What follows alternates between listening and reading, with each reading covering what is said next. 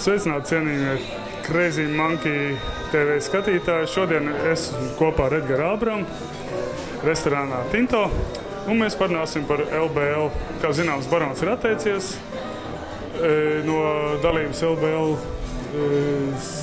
līgā. Ir palikuši 7 komandas, vai būs 8. To atbildēs Edgars. Un par licencēm. Kā mēs zinām, tagad ir izskanējusi tā doma, ka vajadzētu licencēties visiem spēlētājiem. Arī to Edgars Ābrams mums pastāstīs. Sveiks, Edgar! Tātad, sāksim varbūt ar to, kas ļoti daudziem interesē. Barons. Vai nevarēja Baronu noturēt LBL augstākajā līgā? Es te mēģināšu precizēt, ka Barons uz doto mirkli nav neatteicies, ne arī apstiprinājis savu dalību šajā gada sezonā. Līdz ar to mums ir pārāk spekulēt. Tā ir tīri SIA basketbola klubs Barons, valdes locekļa Imanta Konsta rīcība, kā viņš reaģēs uz šo situāciju. Laiks ir šā gada 2. septembris, 17:00. Gaidām, skatāmies, pēc tā arī reaģēsim. Tātad līdz tam vēl nekas nav zināms. Viņi var arī pieteikt dalību LBL. Jā, viņi var pieteikt dalību. Viņiem šeit gan jānorāda, ka viņiem ir kaut kādas, tā mazas astītes no pagājušās sezonas, bet es ceru, ka mēs ar Baronu spēsim un viņu amatpersonām risināt šos jautājumus civilizētā gultnē. Ja Barons nav, paliks 7 komandas, vai jūs meklējat arī 8. komandu? Mans uzstādījums bija, ka tomēr jābūt ir 8 komandām. Tas gan jāsaka, ir pašsaprotam, ka jābūt 8. Arī valde to un ģenerālsekretārs norādīja, ka jābūt 8. Līdz ar to ir kaut kādas indikācijas, ka kaut kādas komandas varētu būt. Uz doto mirkli izrādījuši intereses ir 2-3 klubi. Viņi pie tā strādā, bet tas viss ir atkarīgs no SIA basketbola klubs Barons. Ja viņi spētu saulaicīgi mums sniegt informāciju, tad šo jautājumu varētu risināt jau citādākā gultnē. Piemēram, 2-3 klubi, kur tie būtu, kur reģioni? Tā pārsvarā ir Pierīga un Rīga. Es negribētu, jo tomēr tā ir šo klubu amatpersonu dalībnieku intereses, kuru es nevaru pārstāvēt šeit. Tās ir tikai viņu pašu paziņojums, jo pa lielam tā ir privātā iniciatīva. Varbūt arī pa tevi pašu. Kā tu izdomāji kandidēt uz LBL direktora amatu? Vai tas ir tev jauns izaicinājums, hobijs, un ko tu redzi attīstības vīziju? Skaidrs, ka tas ir katra sapnis. Bez sapņa nekur nevar startēt. LBL direktors ir tavs sapnis? Strādāt basketbola vidē. Šeit laikam nav tīri svarīgi amats, šeit ir vide. Šī vide ļoti interesanta. Viņa ir viena no progresīvākām vidēm Latvijā. Kāpēc nestrādāt? Bija konkurss, līdz ar to ņēma dalību šajā konkursā. Kādu tu redzi to vīziju attīstību? Tagad ir visi spiež uz jaunatni. Barons saka, viņi trenēs jaunatni. Jelgavas saka, trenēs jaunatni. Liepāja jau 3 gadus trenē jaunatni. Ventspils patrenē jaunatni, bet tagad tā kā nevar saprast, tā kā jaunatni arī izskatās, ka jaunatni vienīgais, kas iet uz tādiem globāliem mērķiem, tas ir VFS. Latvijas izlase arī trenē jaunatni. Varbūt tas nezaudēs to kaut kā skatītāju skaitu, jo tomēr jaunatne jātaisa Latvijas jaunatnes basketbola līga, ne, bet Latvijas junioru basketbola līga. Kā atspēriens solis LBL, vai tā nav tik liela problēma? Es nedomāju. Man liekas, ka vispār jāsāk laikam līgas veidot, jāsāk domāt ir ar lokālo patriotismu. Ko piemērs rādīja viens izcils menedžers, kurš gan ir aizsaulē no Gulbens, ka tikai lokālais patriotisms var attīstīt basketbolu. Tad primārais laikam būtu sporta skola, kas ir reģiona, kas spēj, 50-60 km apkārtnē savākt labākos audzēkņus. Sporta skolā jābūt loģiski ļoti labam direktoram, pēc tam tikai treneru sastāvam, jo primārais ir organizators. Pēc tam jābūt tam pārējais posmam, kur jauniešiem tomēr ir iespējas sev attīstīt. Vai tā ir otrā, pārsvarā tā varētu būt otrā divīzija. Un tad jau jābūt ir tādam, manā izpratnē, labam sadarbības līgumam ar centrāliem klubiem, kā uz doto mirkli tas ir Ventspils, Vefs, Liepāja uzņem apgrieziens. Ja? Un tad jau tiem lokāliem klubiem jāslēdz līgums ir ar šiem, kur ir normāla sadarbība, kur ir reversā kustība ne tikai ar spēlētājiem, bet ar treneriem un ar metodiku. Un tas laikam būtu tas primārais, ko es gribētu, lai tas notiek. Ja tā pa komandām, pa tām jaunatnēm runājam, tad,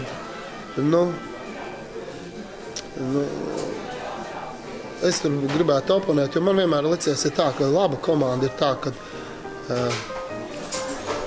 1/3 ir jaunatne, 1/3 ir nobrieduši spēlētāji, un tad tā pārējā jau tas atlikusi jau ir tie nobriedi, pavisam jau nobriedušie vai veterāni, kas atgriežās, teiksim, savā dzimtajā vietā. Kas varbūt arī pamāca tos jaunos. Jā, ne tikai jaunos, bet arī treneram parāda kaut kādu metodiku jaunāko, jo būsim arī realisti, ja. Otrā divīzijas un trešā divīzija, kas top, nemaz nerunāt par amatieriem, tiem treneriem nav iespējas to metodiku līdz tā Rīgai aizbraukt. Tāds ir mums tas ekonomiskais stāvoklis, bet šie spēlētāji būtu, teiksim, balsts tam reģionam kluba attīstībai. Piemērs rāda, ka piemēra no vēstures rāda, ka tā mums ir pazudus ir Tukums, mums ir Talsi. Ja?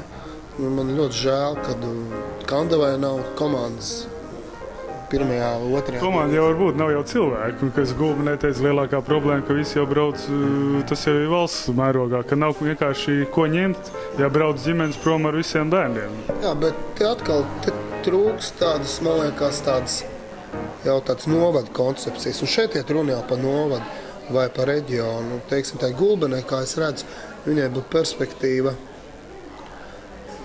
ja atrastos entuziasti veidot komandu Rēzeknē, bāzes komandu, jo tur ir brīva ekonomiskā zona, tur ir augstskola, tikai ir vajadzīgi cilvēki, kas spēj sabalansēt iespējas ar varēšanu. Tur ir tāds, man liekas, joprojām Tāls Frēmans, kas basketbolā daudz saprot Rēzeknes Sausku. Jāprot uzrunāt cilvēkus. Tur jau arī futbola komanda izveido Rēzekni. Tā kā visu var izdarīt. Visu var izdarīt, jā, loģiski. Tāpēc šeit ir cilvēciskais faktors. No vēstures runāt arī par manu dzimto pilsētu Jūrmālu. Jā, es atceros, faktiski viena cilvēka entuziasms Ainārs Virksdiņš, kurš izveido izcilu komandu savā laikā, kur 11 meitenēm spēja cīnīties un veiksmīgi cīnīties.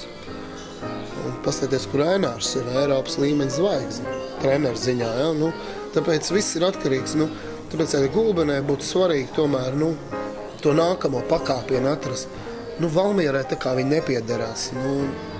Ir tie, teiksim, Gulbeni ir. Gulbenē vairāk uz Latgales pusē. Valmiera leja tur uz augšu, uz vidzemi. Un tur ir faktiski ļoti liela. Un tomēr brīvvalsts Latvijās cīņu un gudrību, teiksim, tādu iemeslu ļoti daudz nāk no Latgales. Tā kā, vienkārši jāatrod tos cilvēkus. Gulbeni tieši pa vidu, viņi tur nav, viņi tā uz Latgali īsti negrib uz vidzemi, viņi arī tā kā, labi, tas pat nav tik svarīgi. Tagad ir viens, ka mēs sašūmējāmies, mēs esam basketbola sabiedrība, sašūmējāmies pa licencēm. Pastāstīšu īsumā, kā ir. Es varbūt bišķi kaut ko jaucu, Edgar, varbūt tu man arī palabos. Tā doma izskanēja tāda. Visiem vajag licencēties arī, kas spēlē DAL līgā, tas ir dubulta amatieru līgā, kas spēlē basket cup līgā, tagad viņi saucās Triobet līgā. Es uzskatu, ka, ja es esmu amatieris, es negribu licencēties. Edgars uzskatīja nedaudz savādāk, un varbūt viņš var pamatot to.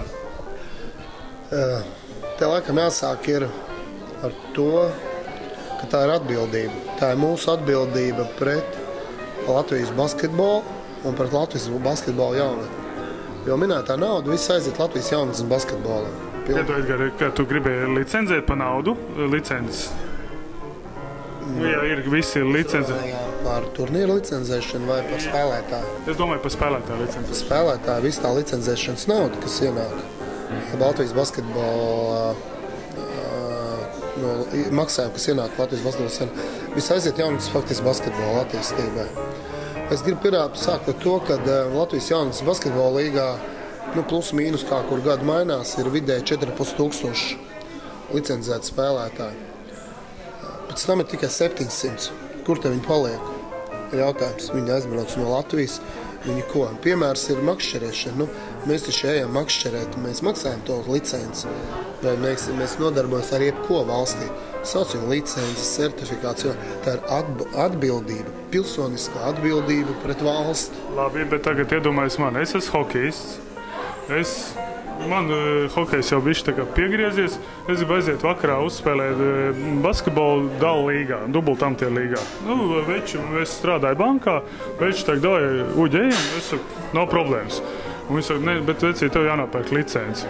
Es saku, pagaid, kāpēc? Tad es eju varbūt uz futzālu. Nebūs tā, ka daudz amatieri neaizies spēlēt kaut kādu florbolu, futbolu, hokeju, ja viņiem vēl vajadzēs maksāt ne tikai dalības maksu, bet arī licenci jāpērk.